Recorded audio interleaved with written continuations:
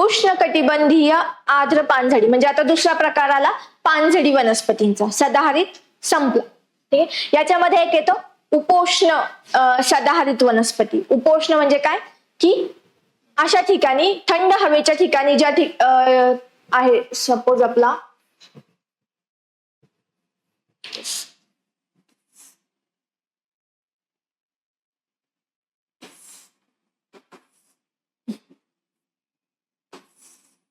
ठीक आहे, या ठिकाणी थंड हवेची ठिकाणं आहेत आपली उंचावरती. ठीक आहे, महाबळेश्वर असेल, त्याच्यानंतर आंबोली असेल, माथेरान वगैरे. तर थंड हवेच्या ठिकाणी वातावरण उष्णकटिबंधीय नसतं.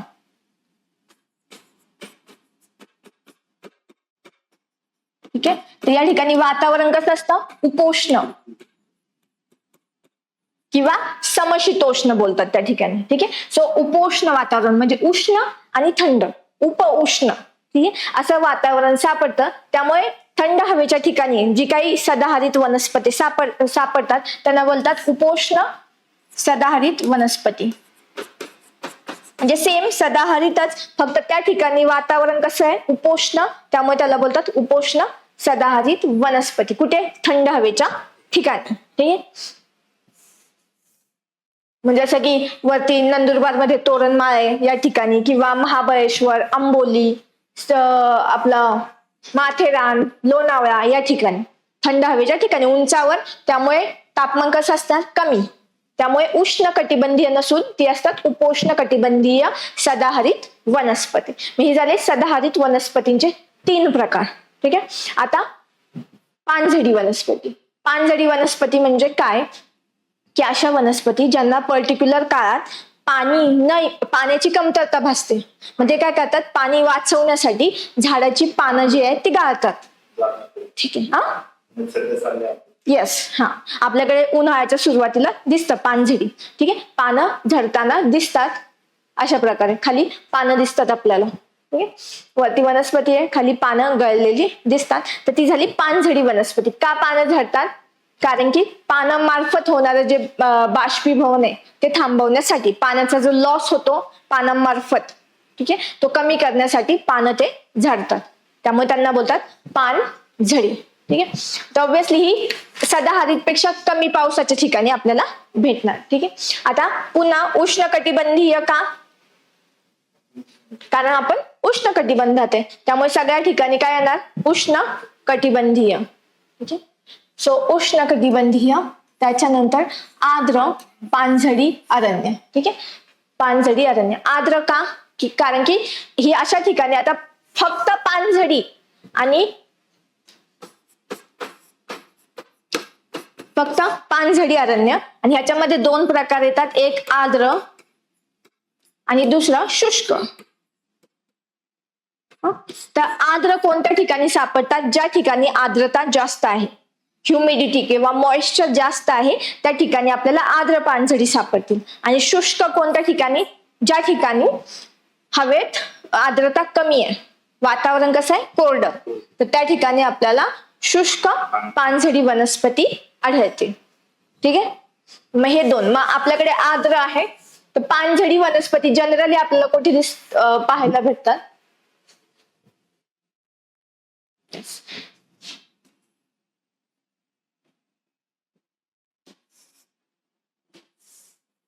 ठीक आहे, या ठिकाणी आपल्याला झालं, इथपर्यंत आपल्याला सदाहरितचे 2 प्रकार दिसले.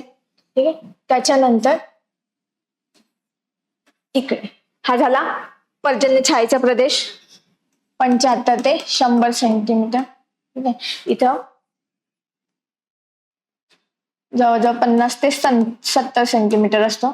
या ठिकाणी 75 ते 100 सेंटीमीटर मराठवाड्याचा प्रदेश, आणि या ठिकाणी 100 ते 150 सेंटीमीटर. ठीक आहे, तर या ठिकाणी आपण पाहिलं सदाहरित, या ठिकाणी सुद्धा सदाहरित.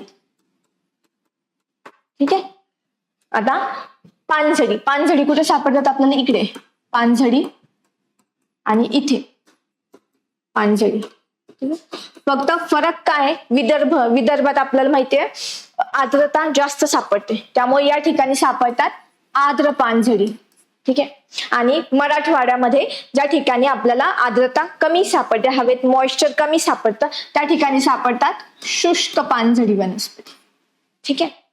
सो 2 भागात इकडे सदाहरित, इकडे म्हणजे विदर्भ आणि मराठवाडा. ठीक आहे.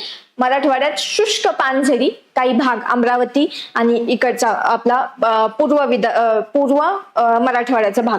ठीक आहे. सो या ठिकाणी शुष्क पानझडी आणि विदर्भात आर्द्र पानझडी. ठीक आहे. आर्द्र म्हणजे का? कारण की या ठिकाणी मॉइश्चर जास्त सापडतं. का? कारण की इकडनं एकतर आपल्याला नैऋत्य मान्सून वाऱ्यामुळे पाऊस आणि इकडनं ईशान्य मान्सून वाऱ्यामुळे पाऊस, त्यामुळे दोन्ही ठिकाणी आपल्याला काय सापडतं, या ठिकाणी मॉइश्चर जास्त सापडतं, आर्द्रता जास्त, त्यामुळे आर्द्र पानझडी. येस. आणि त्यामुळे त्याला मान्सून बोलतात, कारण की ही जी वन आहेत ती कशावरती डिपेंडंट आहे? मान्सून वरती. ठीक आहे. नैऋत्य मान्सून आणि ईशान्य मान्सून वरती. आता पर्जन्यमान किती हवंय? 100 ते 160 सेंटीमीटर, म्हणजे कुठे? विदर्भात भेटते आपल्याला. ठीक आहे. स्थान पूर्व विदर्भ, चंद्रपूर, गडचिरोली, यांनाच काय बोलतात? तिकडं अल्लापल्ली अरण्य म्हणून ते प्रसिद्ध आहे. ठीक आहे. छत्तीसगड, त्याच्यानंतर महाराष्ट्राचा आपलं पूर्व विदर्भातला गडचिरोली, चंद्रपूरचा भाग, त्याला अल्लापल्ली अरण्य म्हणतात. ठीक आहे. त्याच्यानंतर भंडारा, गोंदिया इत्यादी जिल्ह्याचा काही भाग. ठीक आहे. मग प्रसार महाराष्ट्रातील सुमारे 30% अरण्य या प्रकारात मोडतात. ठीक आहे. महाराष्ट्रात एकूण 30% अरण्य आर्द्र पानझडी. ठीक आहे. सातमाळा, त्याच्यानंतर बालाघाट, हरिश्चंद्र डोंगररांगा, तसेच धुळे, ठाणे, पुणे, नाशिक, कोल्हापूर भागातही आढळ, म्हणजे हे खूप कमी प्रमाणात, पण मेजरली कुठे सापडतात? पूर्व विदर्भामध्ये. आता याच्यात कोणते वृक्ष सापडतात? सागवान. सागवान हा मुख्य आहे, त्या ठिकाणी सापडतो. त्यानंतर बिबळा, धावडा, तेंदू, चंदन, खैर, आवळा. ठीक आहे. त्यानंतर वैशिष्ट्य काय? मान्सून काळात दाट हिरवळ, पावसाच्या वेळेस दाट हिरवळ दिसते आपल्याला, हिरवी झालेली दिसतात. आणि उन्हाळ्यात काय होतं? मग पाणी गळतात. कारण की का? पाणी टिकून ठेवण्यासाठी, पाण्याची कमतरता असल्यामुळे. मग वृक्षांची उंची किती सापडते? 30 ते 40 मीटर. 30 ते 40 मीटर पर्यंत आपल्याला वृक्षांची उंची सापडते. आता आर्थिक महत्व, सागवान माहिती आपल्याला इम्पॉर्टंट आहे. ठीक आहे. फर्निचर साठी वगैरे, त्यामुळे सागवान लाकूड अत्यंत मौल्यवान. तेंदूची पानं वापरली जातात. त्याच्यानंतर चंदनाचा, खैर इत्यादीमुळे वन उद्योग व स्थानिक अर्थव्यवस्थेला आधार. त्यामुळे अर्थव्यवस्थेच्या दृष्टीने किंवा इकॉनॉमिक इम्पॉर्टन्स जो आहे, इकॉनॉमिकल, तो जास्त आहे पानझडी वनस्पतींचा. ठीक आहे. ही सगळी झाडं बघा, आवळा, खैर, चंदन असेल, तेंदू, या सगळ्यांचा वापर केला जातो. औषधी वनस्पतीसाठी असेल, त्याच्यानंतर आपला सागवान फर्निचर साठी असेल. ठीक आहे. या सगळ्यांचा वापर केला जातो. विशेषतः अल्लापल्ली अरण्य गडचिरोलीतलं जे आहे, हे घनदाट सागवानासाठी प्रसिद्ध असून महाराष्ट्रातील महत्वाच्या वनसंपत्तीचा भाग आहे. ठीक आहे. सो ही कोणती झाली? उष्णकटिबंधीय आर्द्र पानझडी वन, त्यांनाच म्हणतात मान्सून वने. मान्सूनच्या ह्याच्यावरती डिपेंडंट असल्यामुळे ही झाली मान्सून वने. ठीक आहे. याच्यामध्ये रिवाइज करू. पर्जन्यमान 100 ते 150 सेंटीमीटर पर्यंत. ठीक आहे. कुठे सापडतात महाराष्ट्रात? प्रामुख्याने पूर्व विदर्भामध्ये. ठीक आहे. त्यानंतर येस, पूर्व विदर्भ. कोणकोणत्या प्रकारची झाडे सापडतात ह्याच्यात? वृक्ष सागवान, आवळा, तेंदू, खैर, चंदन. ठीक आहे. हिरडा, बिवळा, हे सगळे वनस्पती सापडतात. त्याच्यानंतर वैशिष्ट्य काय यांचं? पावसाळ्यात किंवा मान्सून काळात हिरवी आणि उन्हाळ्यात पाणी गळतात. ठीक आहे. उंची येस 30 ते 40 मध्ये, आणि इकॉनॉमिकली किंवा आर्थिक दृष्ट्या महत्वाची वने. ठीक आहे. एवढं लक्षात ठेवायचं. स्थान कळलं.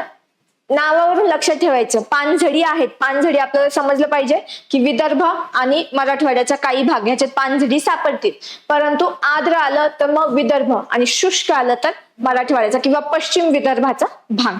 ठीक आहे. नेक्स्ट,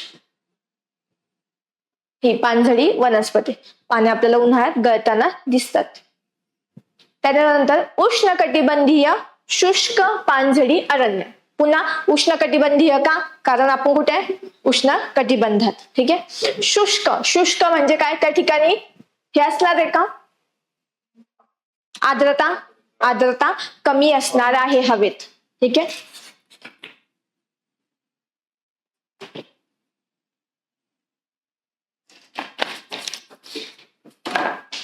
हवेत आर्द्रता कमी. ठीक आहे. मग पर्जन्यमान किती आहे, 50 ते 100 सेंटीमीटर. ठीक आहे. मग स्थान कुठे सापडतं, सातपुडा पर्वतरांग, अजिंठा डोंगररांग, विदर्भ, मराठवाडा, सह्याद्रीचा पूर्व भाग, जळगाव, धुळे, बुलढाणा, अमरावती, नागपूर, भंडारा, गोंदिया या जिल्ह्यात आढळ. म्हणजे कोणता, हा इथला पार्ट, हा विदर्भ, इकडचा पश्चिम महाराष्ट्राचा आधीचा भाग आणि या भागात. ठीक आहे. या भागात आपल्याला सापडतात. म्हणजे हा वरचा अमरावती, धुळे, जळगावचा भाग, खाली मग इकडे नागपूर, भंडारा, अमरावतीचा भाग आणि धुळे, बुलढाणा हा भाग. ठीक आहे. सो या भागात आपल्याला सापडतात. आता ह्याचं प्रमाण किती आहे, महाराष्ट्रात सर्वाधिक वनक्षेत्र या पानझडी प्रकारचे आहे. काय सांगितलंय, सर्वाधिक वनक्षेत्र कोणतं आहे, शुष्क पानझडी. सर्वात जास्त वनांचा प्रकार सगळ्यात मोठा कोणता आहे, तर तो आहे शुष्क पानझडी. ठीक आहे. आता वृक्षांचे प्रकार जर पाहिले, सागवान, धावडा, शिसम, तेंदू, पळस, लेंडी, खैर, बोर, बेल, आवळा आणि हिरडा. ठीक आहे. या प्रकारच्या वनस्पती आपल्याला तिथे सापडतात. ठीक आहे. आता वैशिष्ट्य काय यांची, उन्हाळ्यात पाने गळून झाडे विरळ दिसतात आणि पावसाळ्यात दाट हिरवाई. सेम पानझडीचे, त्यामुळे सेम वैशिष्ट्य असणार आहे, फक्त फरक काय असणार आहे की शुष्क प्रदेशात येतात ती, ज्या ठिकाणी हवेत आर्द्रता कमी असते अशा भागात आढळतात. आता हीच वनस्पती आपल्याला तिकडे पण सापडतात, तेंदू असेल, त्याच्यानंतर पळस, ठीक आहे, सागवान वगैरे, खैर. ठीक आहे. मग लाकूड, त्याच्यानंतर तेंदूची पानं असतील, गोंद, त्याच्यानंतर औषधी वनस्पती, यामुळे स्थानिक अर्थव्यवस्थेसाठी महत्वपूर्ण, म्हणजे का इकॉनॉमिकली इम्पॉर्टंट आहेत ही सुद्धा, आर्थिकदृष्ट्या पानझडी वनस्पती महत्वाच्या आहेत आपल्याला. नेक्स्ट, ही अरण्य कोरड्या हवामानाशी जुळवून घेतलेली असून वन उद्योग व ग्रामीण उपजीविकेसाठी महत्वाची आहेत. ठीक आहे. हे झालं शुष्क पानझडी. आर्द्र आणि शुष्क याच्यातला फरक कळाला का, ठीक आहे, आणि ती पुढे आढळते. ठीक आहे. शुष्क जी आहे, शुष्क पानझडी, ती पावसाचं अजून थोडं कमी प्रमाण असेल आर्द्रपेक्षा, म्हणजे 50 ते 100 सेंटीमीटर. त्याच्यानंतर कुठे सापडतात, पश्चिम विदर्भ आणि मराठवाड्याचा काही भाग. ठीक आहे, पूर्वेकडील. ठीक आहे. त्याच्यानंतर सेम पानझडी वनस्पतीच पावसाळ्यात हिरवीगार आणि उन्हाळ्यात पाने गाळायला सुरुवात, आणि आर्थिकदृष्ट्या महत्वाच्या वनस्पती. ठीक आहे. झालं क्लिअर, क्लिअर एवढं. 2 टाईप कळले, सदाहरित आणि त्याच्यानंतर पानझडी. नेक्स्ट टाईप मग उष्णकटिबंधीय काटेरी अरण्य. ठीक आहे. जे आपल्याकडे पाहायला भेटतात. ठीक आहे. काटेरी का, बिकॉज ह्याच्यात जी झाडं सापडतात बहुतांशी काट्याची झाडं असतात, काटे असणार. ठीक आहे. आता पर्जन्यमान 50 सेंटीमीटर पेक्षाही कमी. ठीक आहे. म्हणजे खूप कमी पाऊस असलेला प्रदेश, म्हणजे पर्जन्य छायेचा प्रदेश. सातारा असेल, सांगली, त्याच्यानंतर पुणे. ठीक आहे. पुणे, अहमदनगर या भागात आपल्याला ही वनस्पती पाहायला भेटतात, काटेरी अरण्य. ठीक आहे. आता स्थान मध्य महाराष्ट्रातील पठारी प्रदेश, म्हणजे पुणे, सातारा, सांगली, अहमदनगर, सोलापूर, म्हणजेच पश्चिम महाराष्ट्राचा बराचसा भाग जो सह्याद्री पर्वताच्या पर्जन्य छायेच्या प्रदेशात येतो. ठीक आहे. तसेच मग जळगाव, धुळे, मराठवाडा, विदर्भातील काही भाग. प्रामुख्याने हा लक्षात ठेवायचा, मेजरली कुठे सापडतोय, बाकी छोट्या छोट्या प्रमाणात सगळीकडे सापडेल, परंतु मेजरली सापडतोय मध्य महाराष्ट्राचा पठारी प्रदेश म्हणजेच पश्चिम महाराष्ट्र, पुणे, सातारा, सांगली, सोलापूर आणि अहमदनगर या भागात तो प्रामुख्याने सापडतो. आता ह्याचे वैशिष्ट्य काय? कमी पावसामुळे झाडांची पाने लहान आणि काटेरी असतात. ठीक आहे, कारण की का बाष्पीभवन जास्त होऊ नये, पाणी कमी असावं, त्यामुळे कमी वेस्ट व्हावं, त्यामुळे काय झाडांची पानं छोटी छोटी सापडतात. ठीक आहे, जसं की बाभूळ असेल, बाभळाच्या झाडाची पानं छोटी सापडतात. ठीक आहे, बाभूळ, बोरी असेल, काटे असतात त्यांना. ठीक आहे, उन्हाळ्यात पाने गळून पडतात, झाडांची उंची कमी आणि विरळ वनरचना. ठीक आहे, यांची मुळे कशी असतात? खोल मुळे असतात. खोल मुळे का? पाणी मिळवण्यासाठी मुळे अधिकाधिक जमिनीत जातात, त्यामुळे खोल मुळे असतात. उंची कमी. ठीक आहे, विरळ असतात, लांब लांब अंतरावरती असतात. ठीक आहे, ही आहेत काटेरी वनांची वैशिष्ट्य. काय एकतर पाने छोटी. ठीक आहे, त्यानंतर काटे असतात. ठीक आहे, मुळे खोलवर जमिनीत आत गेलेली, झाडं एकमेकांपासून लांब असतात. ठीक आहे, लांब अंतरावरती असतात, कारण त्यांच्या स्पर्धा नको, पाण्यासाठी स्पर्धा नको, त्यामुळे ती लांब अंतरावरती सापडतात. त्याच्यानंतर उन्हाळ्यात पाने गळून पडतात. ठीक आहे, आणि कमी उंचीची झाडं सापडतात. ठीक आहे, मग याच्यामध्ये प्रमुख वृक्ष कोणते सापडतात? बाभूळ, खैर, नीम, त्याच्यानंतर कोरफड, निवडुंग अशा प्रकारची झाडं सापडतात. त्याच्यानंतर बोर, अशा प्रकारची झाडं सापडतात. काटेरी वनस्पती. आर्थिक महत्व जर बघितलं तर बाभळीचा गोंद, त्याच्यानंतर खैरापासून काठ आणि इंधन साठी लाकूड व औषधी वनस्पती म्हणून उपयोग केला जातो. ही अरण्य कोरड्या हवामानाशी जुळवून घेतलेली असून पशुखाद्य व ग्रामीण अर्थव्यवस्थेसाठी महत्वाचे आहे. आपल्याला माहिती याच्यावरती गुरे चराई केली जाते. ठीक आहे, जे धनगर लोक असतात तर त्यांच्या मेंढ्या चारण्यासाठी यांचा वापर केला जातो. ठीक आहे, सो हे झालं उष्णकटिबंधीय काटेरी वनस्पती. ठीक आहे, कुठे सापडतात? मध्य महाराष्ट्र म्हणजे पुणे विभाग लक्षात ठेवायचं. पुणे विभागात आपल्याला काटेरी वनस्पती सापडतात. का सापडतात? कारण त्या कुठे येतात? पर्जन्य छायेच्या प्रदेशात, त्यामुळे पाऊस कमी, 50 सेंटीमीटर पेक्षाही कमी पाऊस आपल्याला सापडतो. ठीक आहे, ही काटेरी वनस्पती हे बघा लांब सापडतात एकमेकांपासून, छोटी हाईट दिसतीये. ठीक आहे, एकमेकांपासून लांब, काटे आहेत, छोटी छोटी पानं आहेत. ठीक आहे, कळालं वनस्पती कशा सापडतात. ठीक आहे, काटेरी वने. येस, 3 मेन प्रकार कळाले. सदाहरित, सदाहरितचे 2, एक सदाहरित आणि निम सदाहरित. त्याच्यामध्ये तिसरा येतो उपोष्ण. उपोष्ण जो थंड हवेच्या ठिकाणी सापडतो. त्याच्यानंतर पानझडी. पानझडीमध्ये आर्द्र पानझडी आणि शुष्क पानझडी. आर्द्र पानझडी ज्या ठिकाणी आर्द्रता जास्त सापडते, पूर्व विदर्भ, आणि शुष्क पानझडी ज्या ठिकाणी आर्द्रता कमी सापडते, म्हणजे कोणते? पश्चिम विदर्भ आणि मराठवाड्याचा काही भाग. ठीक आहे, त्याच्यानंतर येतं काटेरी वने, जी 50 सेंटीमीटर पेक्षाही कमी पावसाच्या ठिकाणी आपल्याला सापडतात. ठीक आहे, मग याच्यामध्ये पुणे विभाग येतो. ठीक आहे, बाकीच्या त्या भागात आपल्याला सापडतो. ठीक आहे, नेक्स्ट आहे पुढचा प्रकार खाजन वने किंवा किनारी वने, किंवा त्यालाच बोलतात मँग्रोव्ह फॉरेस्ट. ठीक आहे, मँग्रोव्ह.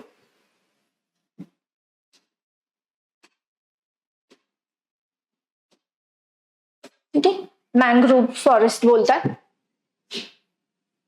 त्याची वेगवेगळी नाव आहे. कांदळवने पण बोलतात यांनाच.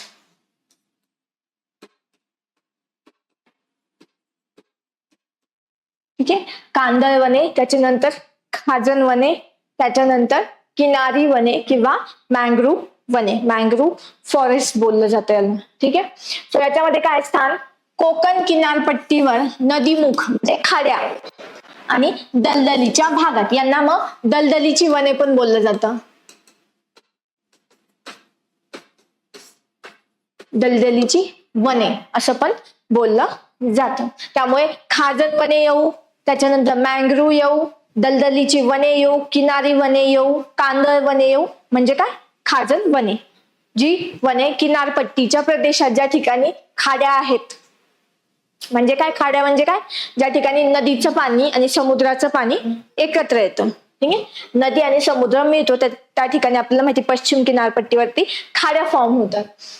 व दलदलीच्या भागात म्हणजे कुठे, ठाणे, रत्नागिरी, सिंधुदुर्ग, श्रीवर्धन आणि देवगड या भागात आपल्याला कोणती वने सापडतात, खाजण वने. ती विशिष्ट प्रकारची त्या ठिकाणी आपल्याला परिसंस्था सापडते त्या ठिकाणी, कारण की त्या ठिकाणी खारं पाणी आणि गोड पाणी ही दोन्ही मिक्स होत आहे, त्यामुळे विशिष्ट प्रकारची परिसंस्था पाहायला भेटते आपल्याला. ठीक आहे, आता स्वरूप काय, खाऱ्या पाण्यात व चिखलयुक्त दलदलीत वाढणारी वने. ठीक आहे, वैशिष्ट्य काय, या झाडांच्या खोडांना व मुळांना सर्व बाजूंनी निमुळत्या श्वसनमुळे म्हणजे न्यूमॅटोफोर्स बोलतात त्याला, फुटलेल्या असतात. झाडांची उंची कमी म्हणजे काय, हे पहा ही अशी वने सापडतात. म्हणजे काय, तर यांना पाण्यात टिकून राहण्यासाठी हे जे खोड आहे पुन्हा इकडनं वनस्पतीची फांद्या येऊन पुन्हा पाण्यात रुतल्या जातात अशा पद्धतीने, जेणेकरून त्यांना पाण्यात उभं राहण्यासाठी आधार मिळावा. ठीक आहे, आणि यांना आता मग खाली पाण्यात जर बिया पडल्या तर ते वाहून जातील, त्यामुळे काय यांना न्यूमॅटोफोर्स बोलतात. असे वरती आलेले पाने ह्या मुळं जी आहेत ती वरती येऊन न्यूमॅटोफोर्स आणि तिथून पुन्हा झाडं तयार होतात. ठीक आहे, ह्या फांद्या आहेत, ह्या कशासाठी फांद्यावरती जातात, वाढून पुन्हा खाली पाण्यात येतात आणि त्या आधारासाठी अशा प्रकारचं त्यांचं स्वरूप दिसतं. आणि न्यूमॅटोफोर्स बोलतात ह्याला, श्वसन घेण्यासाठी किंवा नवीन झाडं जे येतात त्याच्यासाठी, मेनली श्वसनासाठी असतात. हे मुळं वरती येतात कारण की खाली दलदलीचा भाग आहे, ऑक्सिजन नाही. ठीक आहे, त्यामुळे तर यांना न्यूमॅटोफोर्स असं बोलतात.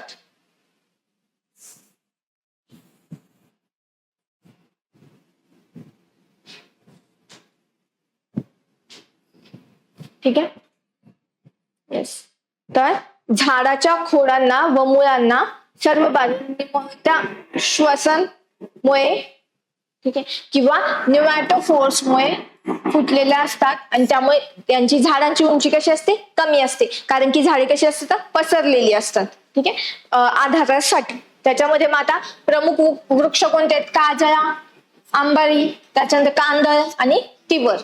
तिवराची वने पण बोलतात त्यांना, कांदळ वने पण बोलतात. ठीक आहे, त्याच्यानंतर काजळा आणि आंबारी. महत्व, किनारपट्टीचे क्षरण रोखणे. काय करतात ही, ते किनारपट्टी जे क्षरण होतं समुद्राच्या लाटामुळे तर यांच्यामुळे रोखले जातात. त्याच्यानंतर वादळांपासून संरक्षण, ज्यावेळेस वादळ येतं, सायक्लोन येतात, ठीक आहे, तर त्यावेळेस हे संरक्षण म्हणून यूज केलं जातं. कारण की बऱ्याचदा त्याच्यामुळे डिरेक्टली आपल्या मानवी वस्तीला इफेक्ट न होता त्या ठिकाणी ते वादळाच्या लाटांचं जे उंची आहे कमी करण्याचा किंवा त्यांचा जो प्रकोप आहे तो कमी करण्याचा प्रयत्न करतात. मत्स्य संपत्तीला आधार, कारण की या ठिकाणी आपल्याला भरपूर मत्स्य संपत्ती सापडते, वेगवेगळी आहे, झाडांची पानं आहेत, त्यामुळे त्या ठिकाणी आपल्याला छोटे छोटे कीटक सापडतात, त्यांच्यावरती जगणारे मासे त्या ठिकाणी सापडतात. त्यामुळे मत्स्य संपत्तीला आधार. ठीक आहे, यांचा मेन कारण काय आहे, ह्याच्यासाठीच यूज केलं जातं की किनारपट्टीचं संरक्षण रोखण्यासाठी किंवा वादळापासून संरक्षणासाठी बफर म्हणून ते काम करतात. ठीक आहे, ज्या लाटा आहेत त्यांचा जी काही स्पीड आहे कमी करायचं ते प्रयत्न करतात. ठीक आहे, आर्थिक दृष्ट्या मर्यादित उपयोग, इकॉनॉमिकली काही इम्पॉर्टन्स नाहीये त्यांचा, परंतु पर्यावरणीय दृष्ट्या अत्यंत महत्वाची वने आहेत. आपल्याला सगळ्यात जास्त खाजण वन भारतात कुठे सापडतं, मँग्रोव्ह फॉरेस्ट. कुठे सापडतं सगळ्यात मोठं, सुंदरबन, सुंदरी.